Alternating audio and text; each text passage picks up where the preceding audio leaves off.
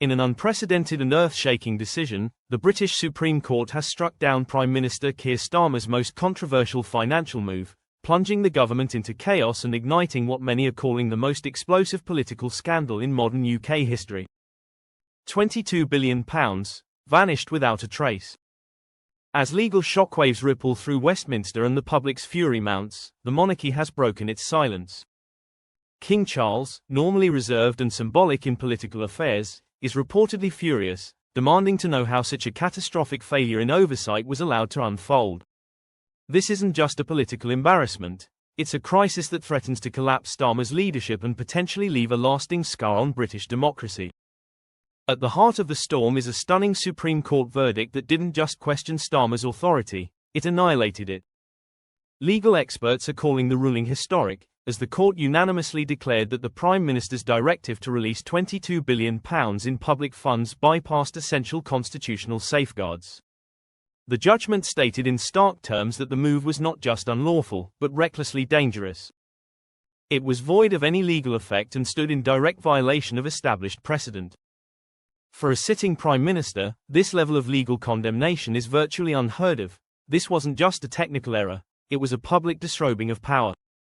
Rumours had swirled for months within legal and political circles suggesting that the government's management of the post-recovery budget was questionable.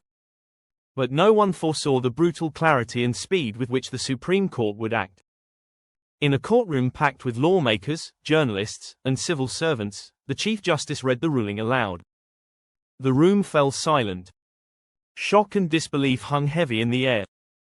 What followed was swift and chaotic.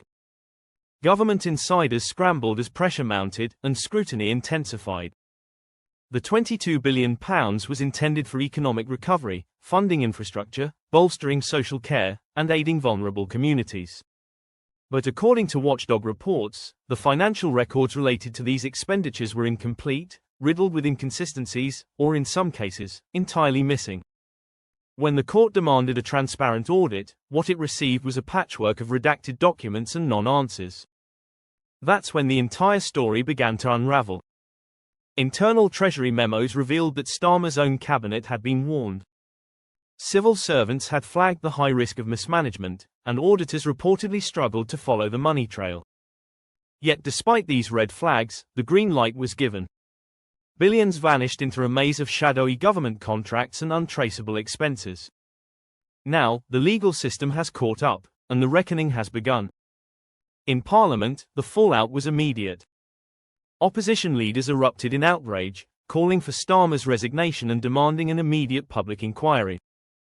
Conservative MPs accused the Prime Minister of abusing the powers of his office, while independent watchdogs described the court ruling as a wake-up call for democratic accountability. Even Labour Party members were seen in closed-door meetings, reportedly debating whether their leader could, or should, weather the storm. But perhaps the most unexpected development came from Buckingham Palace.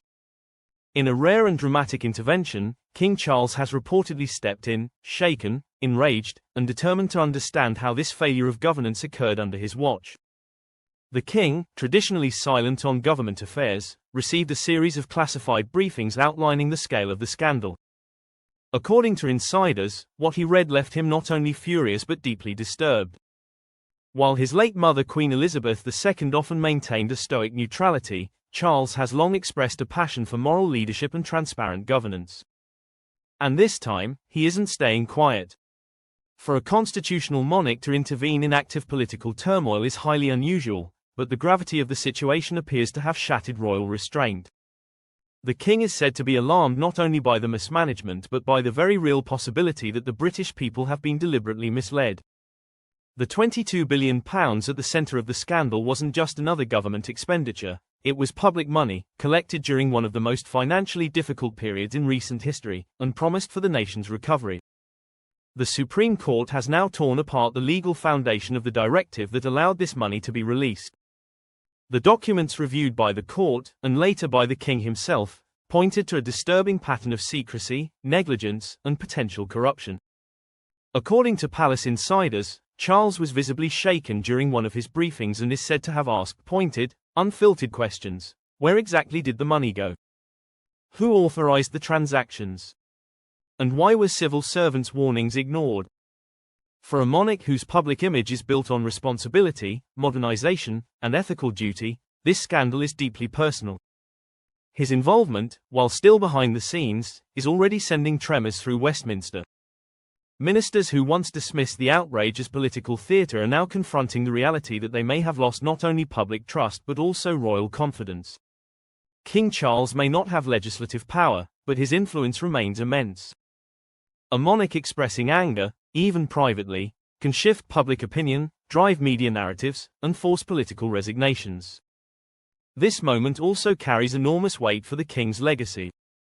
Still early in his reign, Charles faces a test that could define how future generations remember his role. Will he be a monarch who stood by during democratic collapse, or one who stepped forward when the country needed moral leadership? His advisors know the significance of this moment, and so does he. That's why Charles is reportedly demanding clarity, real answers, not vague statements, and refusing to accept delays or half-truths. As the investigation deepens, the pressure is mounting. Starmer can no longer hide behind bureaucratic deflections or hope for the scandal to fade away. The king's quiet fury ensures the story stays alive. The media is digging deeper, opposition leaders are growing louder, and the court's ruling remains an inescapable legal precedent. What once looked like a political headache now resembles a full-blown constitutional crisis. At the core of it all remains one terrifying and unanswered question: where did the £22 billion go? This wasn't a clerical oversight.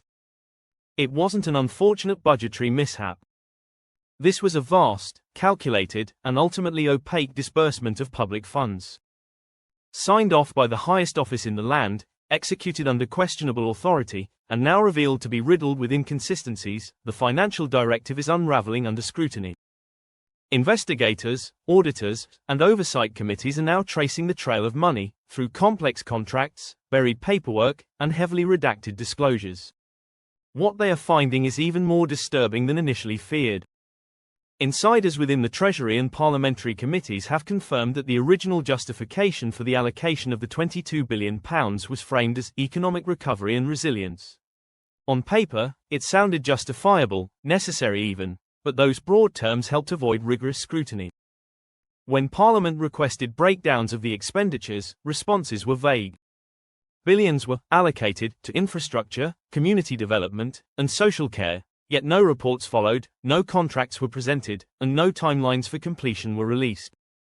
Parliamentarians from across the political spectrum began to voice concerns.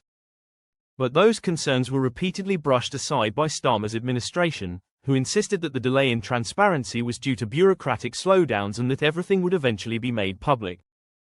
But that assurance was a lie. What is now becoming painfully clear is that the money didn't just get delayed, it disappeared.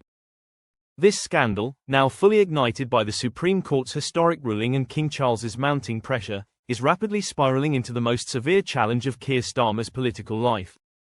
Whether he can survive it remains to be seen. But one thing is certain: the British public is watching, the monarch is demanding answers, and the truth, no matter how deeply buried, is clawing its way to the surface.